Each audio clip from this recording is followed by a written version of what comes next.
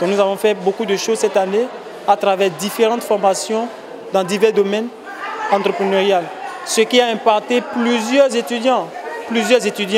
Et aujourd'hui, toute notre fierté est de voir le message de ces étudiants qui disent souvent, véritablement, nous vous remercions pour avoir donné cette formation.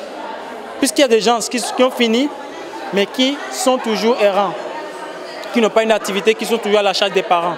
Aujourd'hui, ces gens sont autonomes, ne serait-ce dans leur micro-entreprise.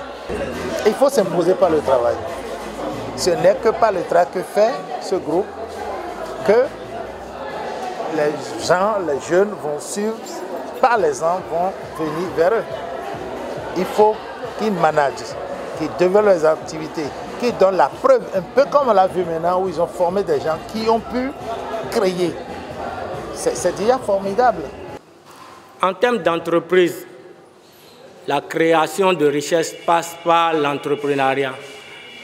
Il n'existe dans aucun pays au monde un État qui soit le plus sérieux ou qu'il ait les plus grandes richesses au monde, qui puisse dire qu'il aura zéro chômage dans ce pays. Il n'existe pas.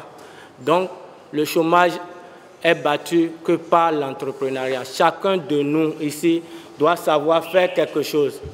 Et quand on dit savoir faire quelque chose, c'est déjà le pas. Quand vous voyez quelqu'un qui sait faire de savon liquide, quand moi je me promène dans les supermarchés du Bénin, je ne trouve pas souvent du savon liquide qui soit produit au Bénin, qui soit dans les rayons des grands supermarchés. Mais quand vous prenez le savon liquide qu'on importe de la Tunisie, de la France, des États-Unis, de n'importe où, je donne des exemples que je trouve dans les supermarchés, et que vous versez ce savon liquide et que vous le comparez de façon qualitative avec le savon liquide qui est produit derrière moi, vous verrez que le savon liquide qui est là est de meilleure qualité à ce qui se vend dans les supermarchés. Nous avions défini un calendrier, mais au cours du chemin, on a constaté que l'engouement, l'envie des étudiants était encore plus forte. Donc nous avions relancé des formations qu'eux-mêmes souhaitent et qui n'étaient pas dans notre calendrier. Et ce qui fait qu'on a d'abord réalisé toutes nos activités et en plus de ça, on a ajouté des formations que désiraient les étudiants pratiquement.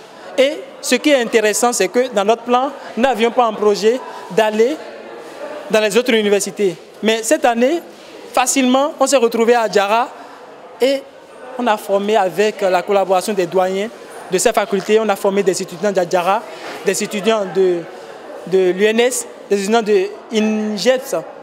Vous voyez, donc l'attente, notre projection a été atteinte. Nous pensons que l'équipe qui va nous succéder pourra mieux faire en allant plus au-delà de ce que nous avons pu faire.